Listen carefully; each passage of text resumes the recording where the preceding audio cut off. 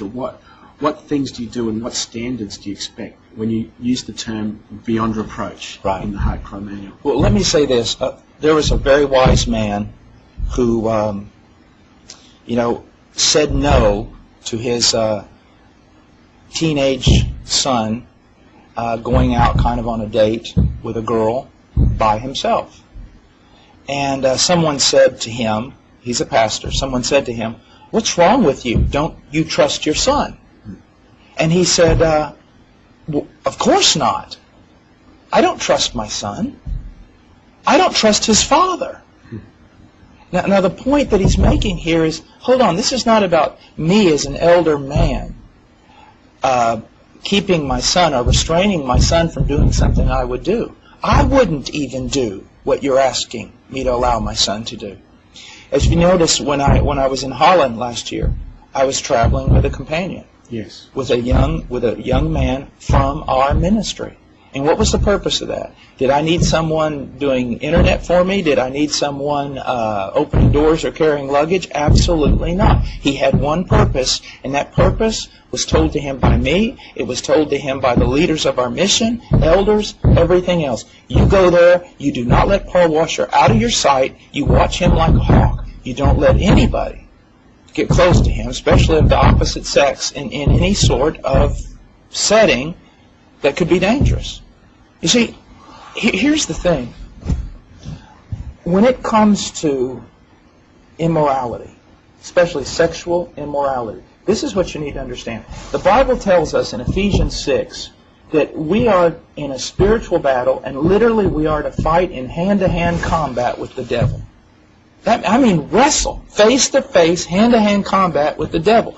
But when Paul talks to Timothy about youthful lust or sexual immorality, he says run. He doesn't say fight it. He doesn't say, fight against it, wrestle it. He says run. And what he's saying basically this: I don't care who you are, and I don't care who you think you are, or how spiritual you believe yourself to be. If you are with someone of the opposite sex that you are attracted to, if you are with them long enough in a setting alone, you are going to commit sexual immorality. It's not a question of if. It's only a question of when. It is. It is a question of when. Look what we do to our children. We wonder why do even Christian children from Christian households, even children that seem to walk with the Lord, and what I'm talking about is teenagers, why they fall into sexual immorality. Well, look what we're doing to them. We're feeding them to the devil. First of all, we allow things to enter into our homes via media that just 30 years ago, at least in my country, would have been against the law. It's pornographic. So we allow that to come into our home. Then we allow teenagers, 16 years old, even younger now, 15, 14, to go out together and be alone.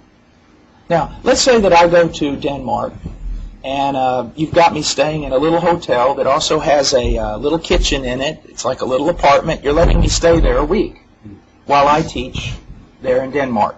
Well, one day you come over to pick me up in your car, and you just walk in, and you see me there making cookies with a single lady of my age from Denmark. We're in there in the kitchen making cookies, laughing, having a good time.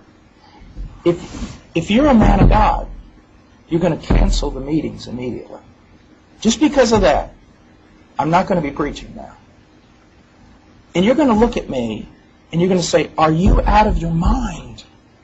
You are in this apartment alone with a woman that's not your wife, in a foreign country far away from your wife. And I say, yeah, but we're just making cookies. What's the big deal? Are you crazy? You're alone with a woman. Now, I'm 47 years old. I have a lot more to lose than a teenager. If I fall into immorality, I could lose my wife, my children, definitely my ministry, and all the missionaries that we support are probably going to lose their support. I've got a lot more to lose than a 16-year-old. So if it's insane for me to put myself in a situation like that, how insane is it for us to put young people together in a situation like that? Whether it be alone in a car or wherever, sooner or later they're going to fall. I had a young seminary student come to me years ago, godly seminary. He wasn't, he was the real deal. And he came to me and he was weeping. And I said, he was a real man's man. So I was like really disturbed. What's going on? He said, Brother Paul, he goes, I just can't take it anymore. I said, what?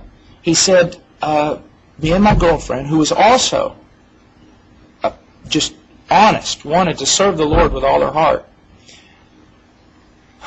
We pray, we fast, we read the Word together, but every once in a while when we're alone together, we haven't fallen in that we've had intercourse or anything like that, but we have done things that afterwards we have been so ashamed of. It's about to destroy our relationship, and it's about to destroy my ministry. Now, it wasn't frequent, but it happened enough to really just set him aside. Now, I said, well, what do your counselors tell you?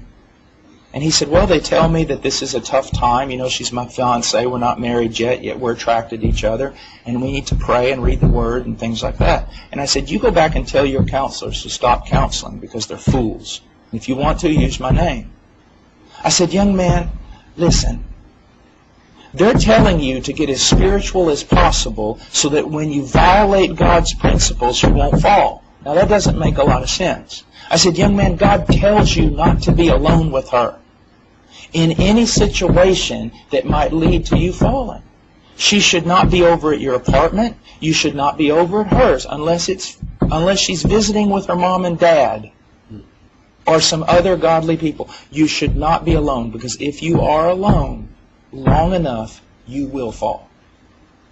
And so that's the whole point. We're trying to get godly enough so that when we violate biblical principles, we don't fall. And that's not going to happen.